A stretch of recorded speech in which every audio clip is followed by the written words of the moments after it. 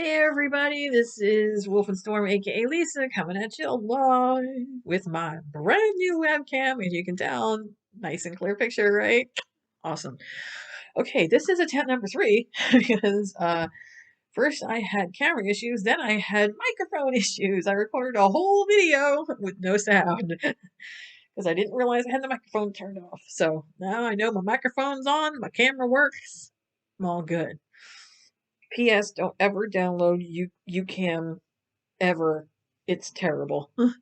Anyway, so I know I'm a little bit late posting, but that wasn't through my own personal fault. I was going through some medical issues now that I'm better. And also, as I had said before, uh, back at the beginning of January when I did my review for Revolution of the Daleks, I had to wait till All Flesh is Grass came. And I was expecting it to come in February, or at least late January, and it didn't come until almost the second week of February. And I needed a little time to read it and compress and understand it, and and know what I was going to say. And I actually had planned to do this a couple weeks ago, and then I wound up getting an infection, and yeah, that put me off about a week longer than I would have liked. But anyway, here I am, all better now, and so yeah, we're going to do. We have two reviews: All Flesh is Grass and Doctor Who comic number 4, which is the end of the 4 comic book spread. That gives us the story, the meetup between the 13th and 10th Doctor and Rose Tyler, or alternate version Rose Tyler from another timeline, who has never met the Doctor at all, and who lives on an Earth that is with humans enslaved by the Sea Devils for at least 100 years. So this is a Ford comic, and I'm gonna details how they're winding up that story. So yeah, we're gonna make this a lot quicker than before because I don't feel like doing this for another 50 minutes. Housekeeping first.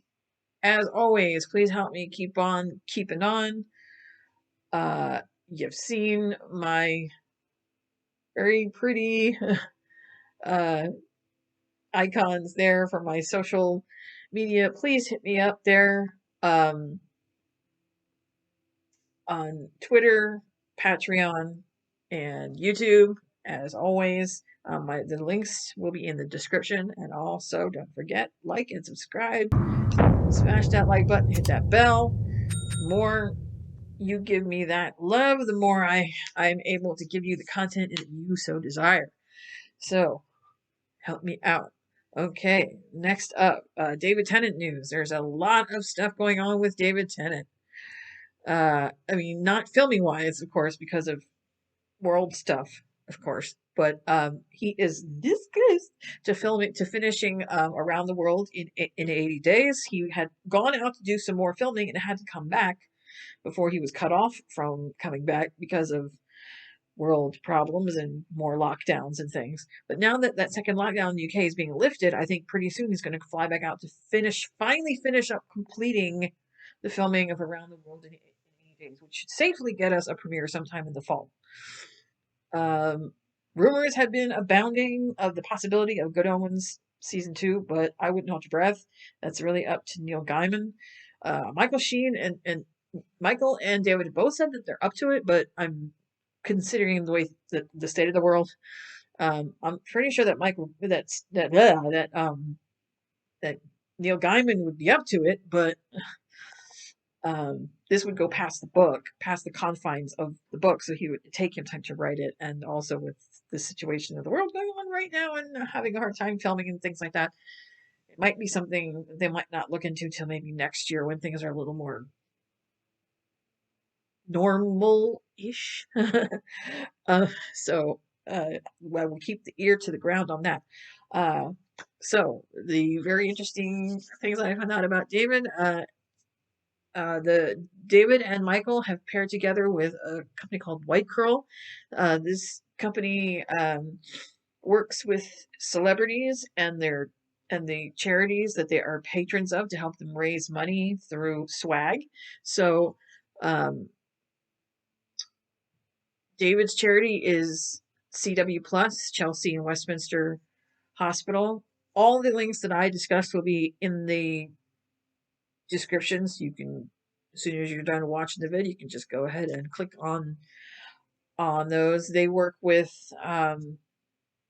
well, everybody, really. David's been a patron of the hospital for some time now. I think he has a personal attachment for some things that went on in his personal life with his family, and they've done a lot of great work for him. So he is a patron of that hospital. Michael's charity is Voice from Care Simru Wales.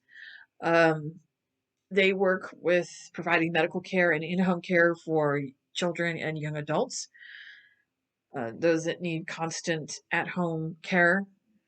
They help to make sure that those kids and young adults get everything that they need to make their life good.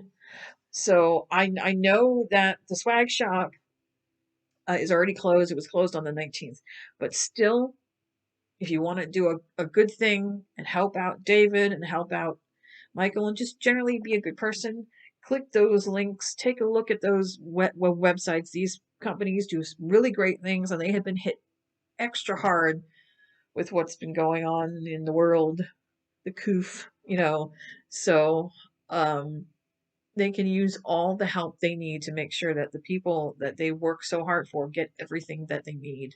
So even if you can't get the staged swag, which was what White Crow was doing, you donate to the uh, charity based on what items that you want. So if you want to get a staged T-shirt that costs £20, that £20 goes to your charity of choice, goes to one of those two, CW Plus or Voices from Care. Now that part of it's been closed, but you can still hit up those websites and you can still donate however much. Please support them. They can use all the help they need.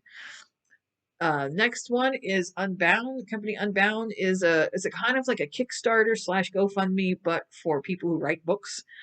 Um, Simon, who created Staged, has partnered with Unbound to help him publish and crowdfund to help him publish his uh, Everything Staged book. It's basically a behind the scenes staged everything. There's photographs, behind the scenes, uh, all kinds of stuff that went on, all the scripts, everything you could possibly want to know about Staged is in this book. So if you go on to unbound.com, again, linked in the description, they already have met 100% of their goal and more, but it doesn't matter. There is still stuff available to get if you want to donate. More is always better. It helps them to publish more books and get more stuff out there.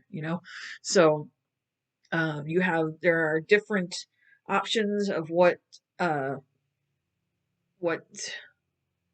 thing that you might want to get. Like, how on Kickstart you donate $50, you get this swag or this swag. This is the same thing. You donate 50 or so dollars and you can get a signed book, or you donate $50 and you can get a book and a poster. And there's a whole list of things, so you can pick out whatever you want to pick. But I will warn you, this is not forever. Some of the items are already gone, so if you want to get on it before it disappears completely, please do so quick as you please. That book is probably going to be fairly awesome, and I will be doing unboxing videos when I get my stuff from White Curl and when I get my stuff from Unbound. Next up, Build-A-Bear.com. Build-A-Bear is doing another Doctor Who spread. Now, most Build-A-Bear workshops still kind of sell like some 13th Doctor stuff, but not much. It doesn't sell much. And they used to do a bigger spread online, but then they quit. Now they're doing it again, but they're making it much bigger. They used to sell a lot more when it was the 10th and 11th Doctors, but then it kind of, they didn't really sell much after that. Now they're doing another big advertising spread, so go ahead and click on that website, www.buildabear.com. And you have three options. You've got the 10th Doctor in his brown suit, complete with jacket, 3D glasses, and Sonic. You've got the 11th Doctor in his fez with Sonic, and the 13th Doctor with her Sonic. Now, just so you don't get confused, the advertising for this shows the 10th Doctor in the blue suit. And originally I thought that's what they were selling, but it's not there. It's only him in the brown suit. Now, I don't know if that's because they ran out of bears in the in the blue suit, or if they just used the wrong picture, or what. But um, the only one that they have of the 10th Doctor is in the brown suit. But it comes, you can either get just the bear naked, or you can get the bear with the whole outfit. You can get the special edition bear with the outfit and the TARDIS, and they even have a plush Dalek. So yeah, lots of options. Last but not least, Amazon.com/staged. I'm putting a link down there for the Stage website, for the Amazon website that sells Staged Series 1 and 2 on DVD. It's been out for a little bit, and I know that most of you probably already got your hands on it. But for those of you who have not, I would give you fair warning before you go onto this website that it's the American version of Amazon, but it's selling the UK version of the DVD. So that DVD is region 2. So unless you have a region free player, I would be very careful. If you don't have a region free player and you get this and you try to play it on your DVD player, it will not work. So just make sure you know what region your DVD player can play, because you don't want to get screwed. Otherwise, if you don't want to go through all that craziness to get the DVD, I know there's other various websites where you can download the episodes or buy it through other means. But Amazon Prime also has Series 1 and 2 available if you have a Prime membership. I don't know if they have all the extra added, like bloopers and extended scenes, but they at least have Season 1 and 2 available. So there's that option. But yeah, I will leave you the website for Amazon. Just be careful to make sure that you have a region-free player so that you don't get screwed. Okay, so we're going right into the reviews. All Flesh is Grass by Una McCormack. Now, I gotta tell you, she had a big job with this book because she had to take all those storylines from Minds of Magnox to all of the Big Finish audios, Night to Fool and the Dead, the short stories, everything that they did. And she had to put it all together in this. She had to put it all together in this last book to finish all those storylines at once. And that's not an easy job to do. She had to figure out what the Daleks' master plan was and how to stop them. She had to figure out how to deal with the Kotturah, how to deal with the 10th Doctor and his temporary insanity, and how to get the 8th and 9th Doctors back to where they were supposed to be. Well, and the 10th. So yeah, it was a lot cut out for her in this book, but she does it beautifully, absolutely amazingly. It's probably one of the best Doctor Who books I've read in a long time, both of them. And I've read quite a few. So, anyhow, this book, there's a forward which is written from the perspective of the last Kotturah, the last remaining one, and she lives on a planet called Beringi. The interesting thing about Beringi is millions of years ago, when the Kotturah were a young species and they had first started out, Beringi was the first planet that the Kotturah judged, very first planet. And she went along with them and believed in them and everything that they were trying to do. But after time passed, she realized that that the Kotturah had become corrupt. That they had become so power mad with their own abilities and the idea that they were better than everybody else, and it was up to them to set this great design, that they were doling out judgments willy nilly and such without really understanding what it was doing to the species that they were judging. They didn't care if the species was a good species, it had contributed something or not. They just, in their mind, all species were below them. So they could, as far as they were concerned, it really didn't matter if they lived or died. And she realized how wrong that the Kotturah had become. So when the Doctor destroys them on Mordila, she left. Actually, she left sometime before that, and she returned to Beringi because she felt like she needed to pay penance and give back for everything that her kind had taken. So she went back to the very first planet that they had ever passed judgment on. And before they did, it was a lush planet. It was beautiful, had all kinds of life.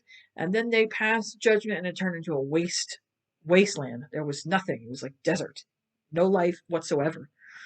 So she came to the planet and she erected this biodome where she's been cultivating plants and animals and flowers and birds and all kinds of things because she's hoping that one day they'll be strong enough that she can plant them on the actual soil and return life to the planet, return back what she has taken. So from there, we go straight into the action from the end of The Night, the Fool, and the Dead.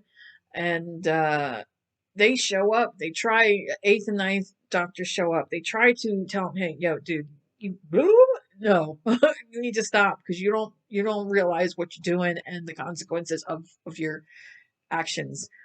But the 10th doctor's like, screw you. At that point, it's not that he wants them dead because he never wants anybody dead. I mean, he's the last person who would want to commit genocide on any race especially after the war. But they killed this innocent girl, and it just somehow, after everything else that he had been through, it just caused him to snap. Whatever remaining hold he had just snapped. So he went after them surgically and took them out. So right after that, they were left vulnerable because the Daleks were like, ooh, so the Kotturah are dead. They can't stop us anymore. Great. Lunchtime. And they just started attacking.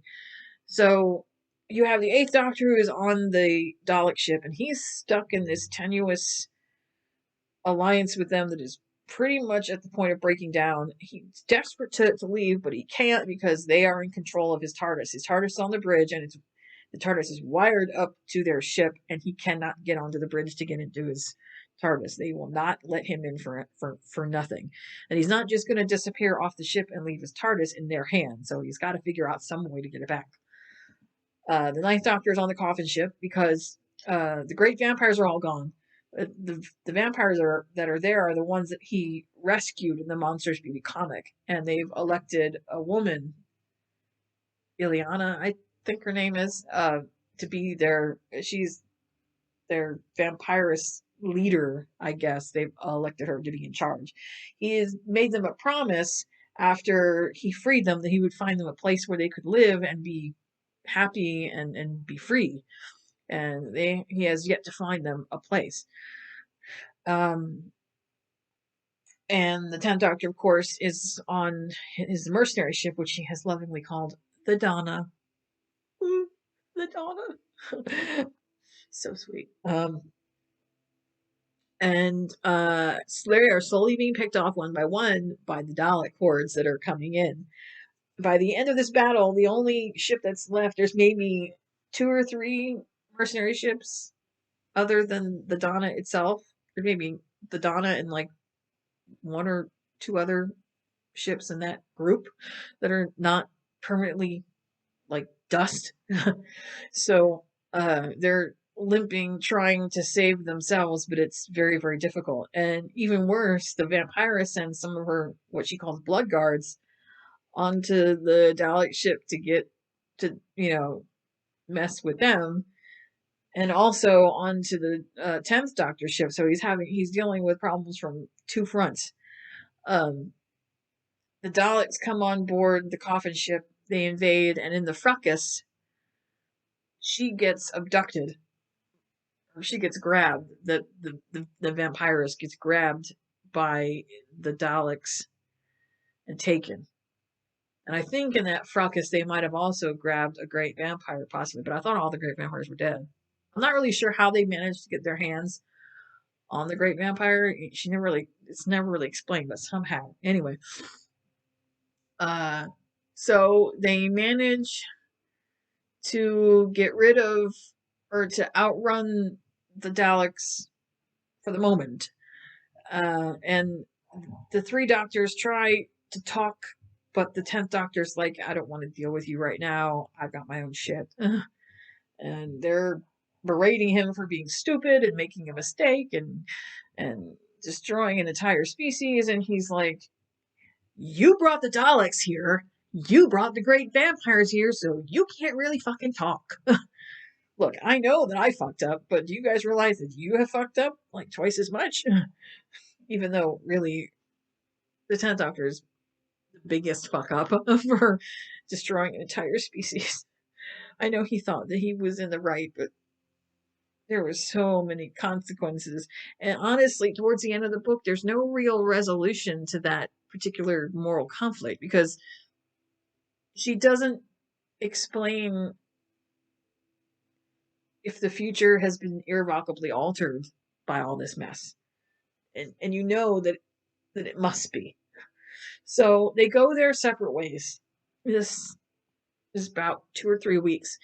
And in that span of time, I am fairly certain that Minds of Magnox occurs and also mutually assured destruction. This is when the Eighth Doctor figures out that the Daleks have been going from planet to planet, taking out species, but leaving one alive to bring on board to experiment on them to see if they have any qualities that the Daleks would deem useful.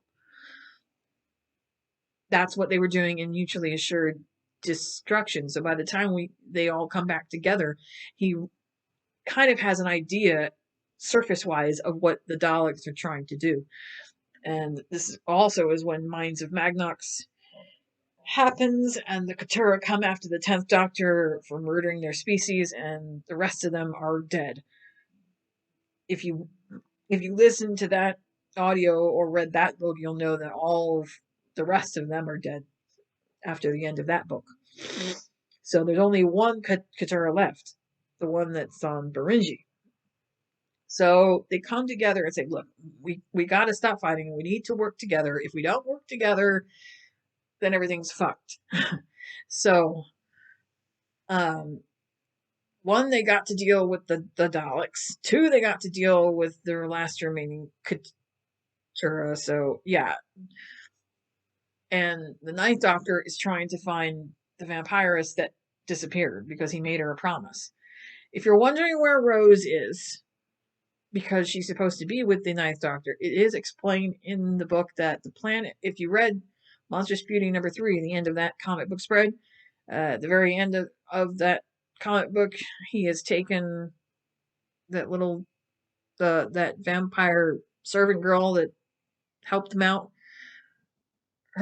He took her and Rose to this tropical planet where Rose could recover from her vampire bite. Rose is still there. He left her there to go help the vampires out. Supposedly he'll be going back to get her when he's done, obviously. So, yeah, so they decide they need to go to a certain planet to get their hands on some tech that is important that they need. This planet has a lot of rare tech that they collect. So they go to this planet, they make their case to get this tech, it's approved, but when they're presented with whatever it is that they asked for, it's not what they asked for. It's the vampiress that apparently the Daleks turned her over to them, and they've been torturing her this entire time because she can't die, but they haven't fed her either, so she's a mess. The Ninth Doctor is pissed off because this is like disgusting and it doesn't matter that she's a vampire, no person should be treated like that. So he frees her and he takes off with her and a spider plant somewhere else because he doesn't want to deal with the Eighth and Ninth Doctors and the Daleks. And I can understand why. He's a little close to the whole Dalek situation. He made her a promise and he wants to keep that promise, and find them a place. So they take off towards Beringi. And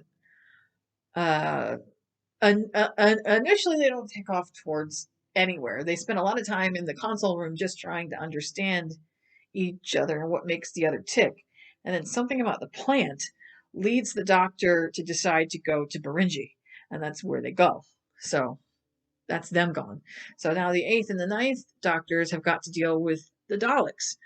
The Daleks are still going around from planet to planet, killing people, taking out entire species, which they are not supposed to do, because in that time frame, in the Dark Times, there weren't even any Daleks to begin with.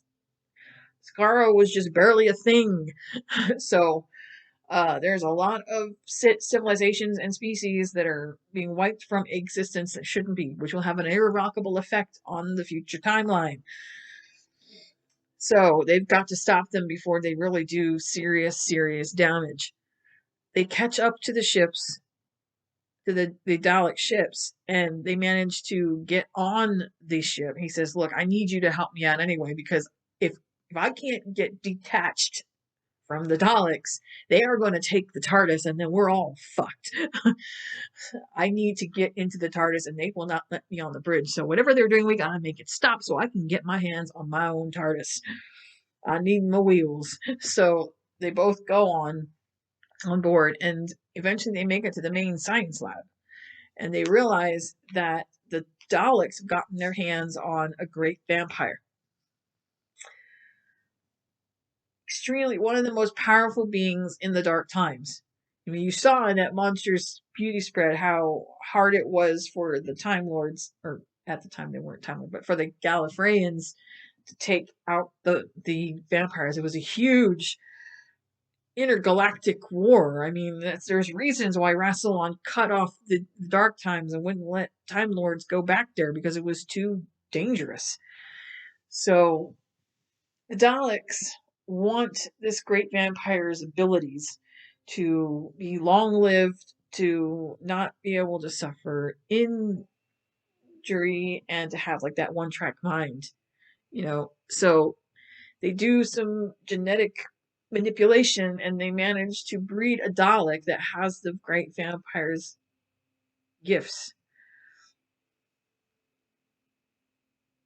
The doctors realize that this vampire is suffering. So they do the only thing they can do. They disconnect it. They sneak in and they disconnect the vampire to allow it to die at peace, because I mean, anything else would just be uncalled for. That this vampire was suffering in a way that no creature ever should, even a vampire. So if anything, they were doing it a mercy, to be honest. So the vampire dies, and yeah, it's the Eighth Doctor, the 10th Doctor, and the main Blood Guard big guy, who looks upon the great vampires as gods, because for them, great vampires are gods. So he's in total shock when he sees this thing and doesn't even have words. They almost have to physically move him out of the room because after the vampire dies, because he won't move, and they're like, "Look, the scene's gonna kill us. We need to fucking go," you know. So, um, the Dalek that results as a result of this genetic manipulation is totally one track mind. It has no brain. The only thing that it can say is kill, because that's all it knows to do is kill, meaning feed. Even Daleks, regular Daleks, have brains, can form words, can talk, can have a conversation, and can, for the most part, think for themselves. This one doesn't. It's just kill, kill, kill. It's like the alien from the Alien flick, just kill, kill, kill. So the fact that it cannot be, that it's very long lived and can heal rapidly, makes it even worse. So the Dalek drones start to the halfling vampire Dalek drones start to infiltrate everywhere, and they have to figure out some way to stop them. While this is going on, the Ninth Doctor and the vampires are on Beringi because something has led them there. They get there and they find the biodome with the Kotturah in it. And at first they're kind of suspicious and a bit scared because they've already seen what the Kotturah are capable of, and they're afraid that she's going to pass judgment on them. But she's like, no, no, no. I don't do that. I don't agree with that. I know my people were wrong. I'm here because I'm trying to cultivate life and I'm trying to make up for the things that my people have done. And in the course of getting to know her and talking to her and understanding her, they really start to understand that, you know, you can't judge a book by its cover. That just because she's of this race does not necessarily mean she's bad. And that at some point, all races can figure out if they've done wrong, you know? The title of the book itself, All Flesh is Grass, is from the Bible, and it means life is transitory. It doesn't last forever. So, it took her a while to figure this out because she was so wrapped up in her own power. But once she realized that, life isn't forever, even for the Kotturah, that she had to do what she could to cultivate life and to, you know, and not try to snuff it out to make the world a better place, bring life instead of take it away. So she says to them that she's the last and that her energy is starting to wane. She's put a lot of it into cultivating this biodome and she doesn't have much time left. Eventually, she's going to pass judgment one last time, and that'll be the last energy that she has left. And once she does, she will die. But if she dies because she's the last of the Kotturah, then the gates of death will open, meaning that there will be no one to pass judgment over a species and set who lives and who dies and for how long. It will be up to the species themselves, which could irrevocably change the course of the future.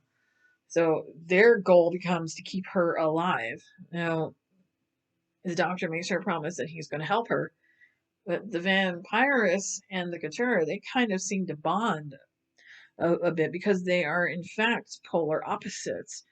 The Kotturah, she brings life and death, but the vampire only brings death and isn't truly alive, you know. On the inside, she's not truly living. She's like in like a half-life. So, uh while this is going on, the 8th and 10th doctors are desperately trying to deal with the Daleks. Brian has stayed aboard the mercenary ship, and he's helping to put together the last of the weapons that they have left to defend themselves against the Dalek hordes. And during this time, Brian is starting to wonder what side he needs to be on, because Brian is a pragmatic type, and he's always looking for the side that's going to win. But right now, it seems like all the sides are about to lose because, I mean, he can tell how much of a threat that the Daleks are, and he's like, well, shit, looks like there is no winning side here. He doesn't want to pal up with the Eighth Doctor because they already got into a tussle in the enemy of my enemy. So, you know, there was he already doesn't trust him. He has not known enough of the Ninth Doctor to really make a judgment. 10th Doctor he's kind of cool with, but he's starting to realize that the Doctor's probably going to lose this battle, so he needs to find some place where he's going to stay alive. And eventually, towards the end of the book, he does make a choice about what he wants. So eventually, the 8th Doctor and the 10th Doctor finally make it onto the bridge, and they go through the Daleks. They hack the Daleks. Well, the 9th Doctor realizes that the Daleks are probably coming, and he can't just stay there and not help. So he takes his TARDIS and he goes to the Dalek ship. So now you have on the bridge the 8th and 9th Doctors TARDISes together. I don't know how that doesn't itself cause a paradox. The 10th Doctor's TARDIS is still on the mercenary ship. It is the only thing keeping the mercenary ship powered at this point. Anyway, so he shows up and they all together hack the Dalek computers and they finally figure out what the Daleks' master plan is. Because it wasn't just about getting their hands on the vampire. That was only a piece of the puzzle. They found out that the Daleks have the coordinates for the universal coordinates for Gallifrey. They are headed to Gallifrey and they plan to use these hybrid Daleks to take the Gallifreyans out. They figure it's easy peasy for them to do it at this point because the Time Lords aren't even a thing yet. The Gallifreyans haven't gotten that far in their technological development. Rassilon's there, but not there yet. You know what I mean? So if they take them out now, when they know that the Gallifreyans don't have the technological ability to defend themselves from this kind of attack, it'd be easy to wipe them out. So then in the future, nobody can get in their way during the Time War, and they can just destroy everything, right? So yeah, the Doctor's like, nah, that's not going to happen. But this leads to one of the best scenes in the entire book. Eventually, the ship does make it there to Kotturah, and they're floating there in orbit, looking at that big, beautiful orange ball called home. For the eighth Doctor, he's just like, oh, isn't it beautiful? I just love coming back here. Love seeing my friends and visiting the fam, you know? Sometimes I do miss being gone and not coming back here more often. And your heart just clenches because you in the audience know what eventually is bound to happen, but he doesn't. And he can't ever know until it happens for him. The Ninth Doctor is a complete wall, just a wall of.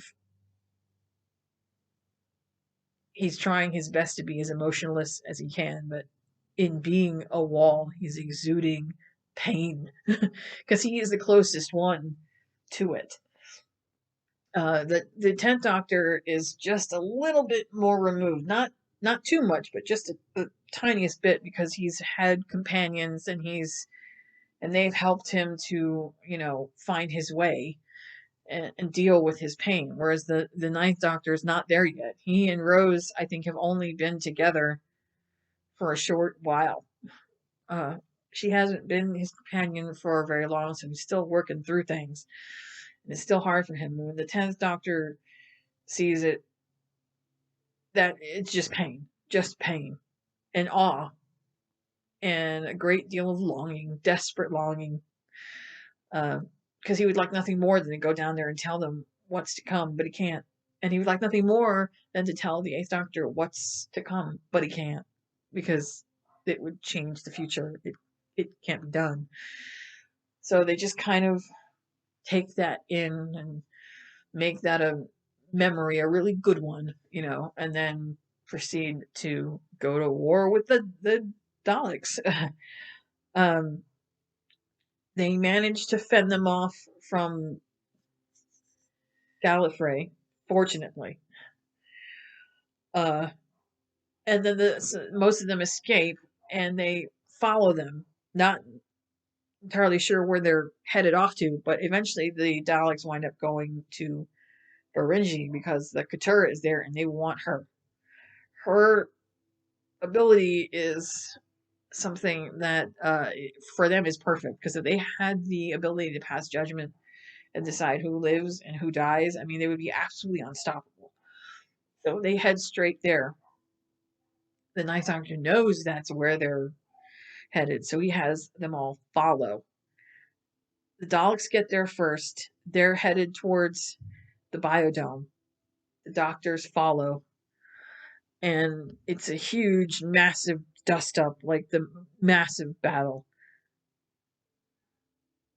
But even though you think it's going to be lost and there's no way that the Doctors can get out of this, the Kotturah, the last of the Kotturah, Inyit is her name, decides she knows what she has to do to make it stop. So she uses the last of her energy, the last of her power, to pass judgment one last time. And she passes judgment on the Daleks. All of the Daleks that are there, the ones on the surface of the planet and the ones that are on their ship in space, gone instantly. And just before she dies, she somehow, her spirit bonds with the vampiress and transforms her into some kind of half vampire, half Kotturah type thing.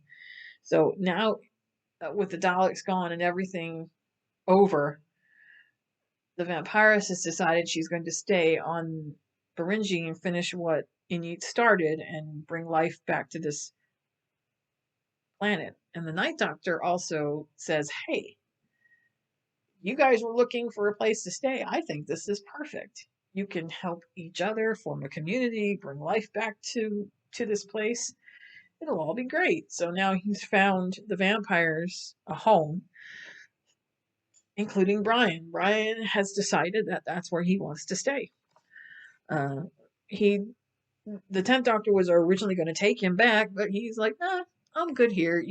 I want to do something different because through a lot of this book, Brian had stopped referring to Mr. Ball and was actually speaking, for himself.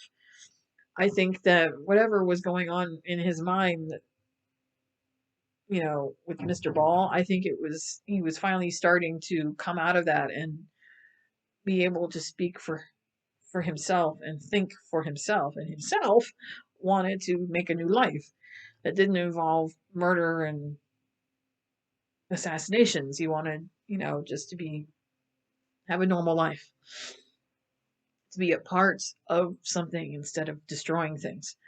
So he decides to stay there, and what we're left with, as the three of them walk on out to the sunset to their three separate TARDISes, we have the Knight, the Fool, and the Dead. The Dead being the Eighth Doctor because in the future he's already gone.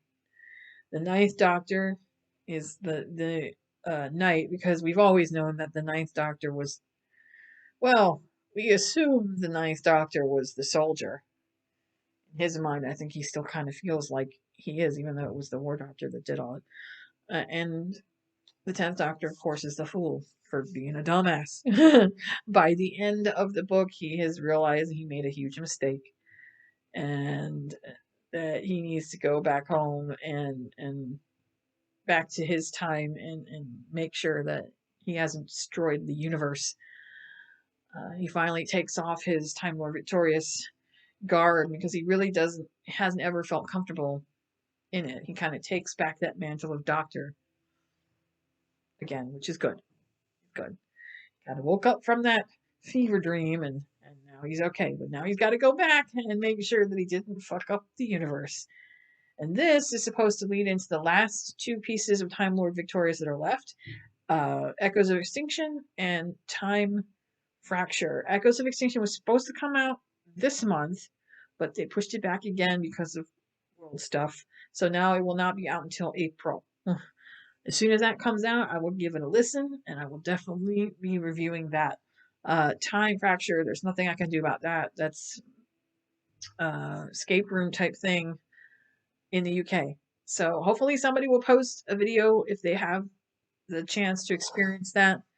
But I think it might have something to do with consequences for the 10th Doctor's actions in the current timeline. All because the Kotturah are dead. Because the Daleks have wiped out civilizations and species that were never supposed to be wiped out.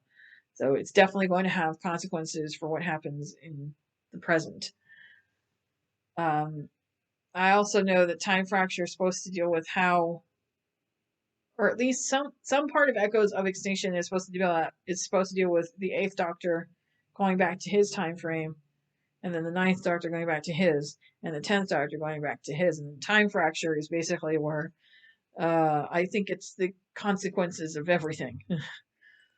Of all this coming together, all the consequences of the 10th Doctor's fuck up. But all in all, the book was awesome. If there was nothing else in Time Lord Victorious other than the audios on these two books, I would be happy. It was great. I will admit the rollout wasn't perfect and it was sometimes confusing. I think that they could have put it in a better order, but all in all, the books themselves were awesome. If you don't want to bother with any of the audios or other things and you just want to read the books, do that. You really wouldn't need anything else. The two books together are a great self-contained story. Period. All the awards to Una McCormack. Okay, part 2 review. Doctor Who comic number 4. So yeah, I there's only one word I can really say about this one. Disappointing. Artwork, subpar at best. With the exception of whoever was drawing for Rose must have had photographs of Billie Piper because they did a somewhat decent job with her. But the 10th Doctor didn't look like David Tennant, and the 13th Doctor didn't look like Jodie. So, yeah, still with the whole mouth thing, like this. Yeah. Uh, and the color scheme, too many purples and pinks. They really need to kind of more variable palette. Seriously. And the other issue is that I thought they tied it up too quick. It went by almost in a flash. And I've known Doctor Who comics in the past to be much more in depth, to have a lot more character development, a lot more growth, a lot more drama, and a lot more storyline. This one was just boom, boom, boom, boom. So in the fourth comic, they team up with the I forget what her species is, but she looks like a arachnos, but she's not. She's that alien that was in Nikola Tesla's Night of Terror. They team up with her to help them get on board the Sea Devils, or no, to get on board her species ship to rescue Nikola Tesla and Edison, because the reason why the Earth is the way it is now is because Edison and Tesla were when Edison and Tesla were kidnapped, the Earth was not able to technologically advance when it was supposed to. So the Sea Devils were able to take over humanity because humanity didn't have the technology to beat them back. So they team up with the Queen, they sneak on board the ship, and they set it to explode. They manage to get Edison and Tesla off the ship, so everybody's rescued, but the Queen gets stuck and can't get off the ship in time. But that's okay with her because I don't think, even though they said they would give her life on Earth, I don't think she ever really felt comfortable with it. You know, unlike Madame Bastra with the 11th Doctor, who at least was shaped like a humanoid, this creature is too out there even for humans, I think. So I don't think she would have ever felt right. You know, so I think that this is something that she wanted to do to prove. And even she kind of knew that once this was done, that her existence wasn't even real. The whole timeline would go away. So it didn't really matter whether she lived or died. So she went down with the ship, as it were, destroying what was left of her race. And Tesla and Edison were returned to their time streams, which made sure that technology was able to uh, evolve the way that it was supposed to on Earth. So the Sea Devils never took over the planet, and the that alternate timeline disappeared. Well, the problem is that when this happened, everybody was on the TARDIS, including the alternate Rose. So that means because the TARDIS is outside of space and time, the timeline going away doesn't affect her. But she does lose her parents because the real Jackie and Pete, or at least Jackie and Pete 2.0, are on Pete's world. And that's an alternate, that's a parallel world that she can't ever get to.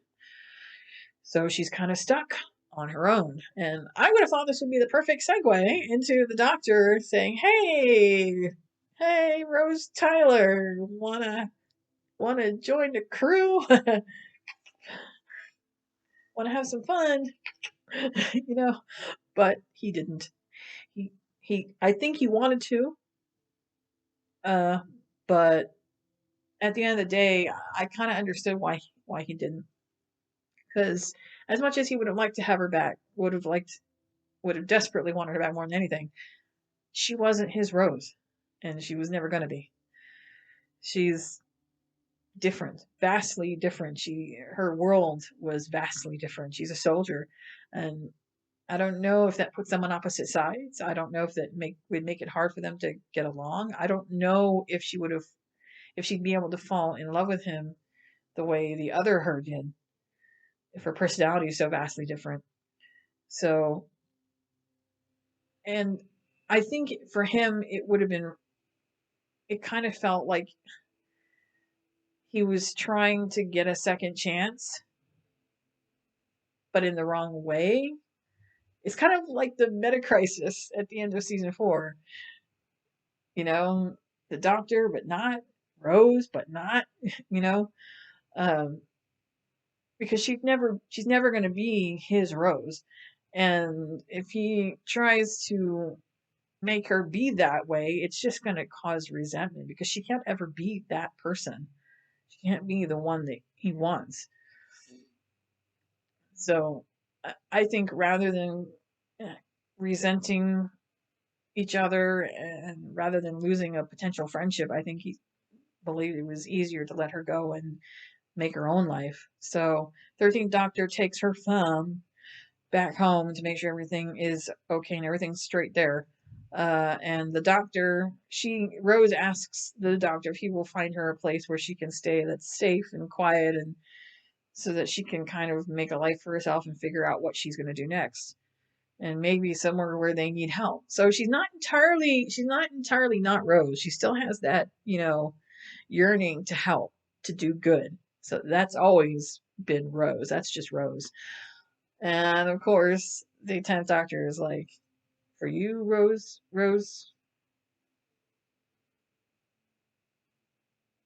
anything. Anything for you, Rose Tyler. Oh, shipperness. Anyway, so yeah, the last scene is him, her going into the TARDIS and him taking her to wherever she's going next. And then he'll go off back home to where he's supposed to be. But at least he knows that she's there, and they can be friends.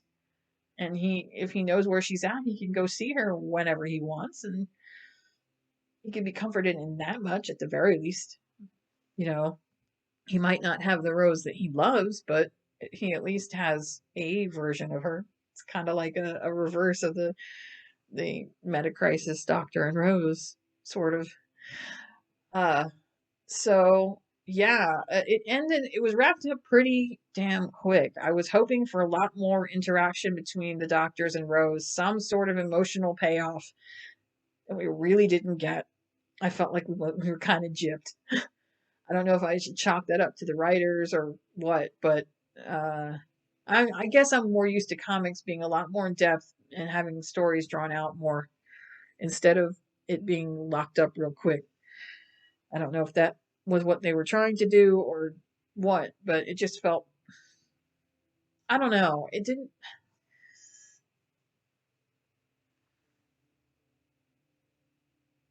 It felt kind of like something that was not written for the age range. Normally, the Doctor comics with the Ninth Doctor and the 10th Doctor, and even the 11th and 12th, are written for not little kids. They're written for like preteens, teenagers, and adults. But recently in Chibnall era is supposedly become so family friendly now that these comics that they've come out with are I think they're short because they're figuring that little kids, which is their apparent demographic now, will not have a long attention span and really won't want to read into anything. To just, make it cool, make it fun, but make it short. And that's about it. I like to think that Doctor Who fans deserve a bit more than that. Maybe that's just me, especially the ones that have been around for a long time, that have read a lot of the comics and read a lot of the books.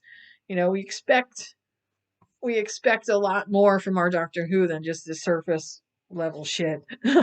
So yeah, a bit disappointing, but oh well. I don't know if they're ever going to revisit that version of Rose. I suppose we shall see. All right, guys. So those are my reviews for this video. I don't know when I'm going to have reviews. Well, I will have a review as soon as Echoes of Extinction comes out. But before that, when I get my White Curl staged items and my Unbound stage stuff, I will definitely have unboxing videos. And pretty soon, I'm going to be getting my Pudgy Bear, my Doctor Who 10th Doctor Pudgy Bear. So I will definitely have an unboxing for that. So yeah, look for those when my items arrive. Other than that, yeah, that's about it. So I will see you guys on the flip side. Peace out.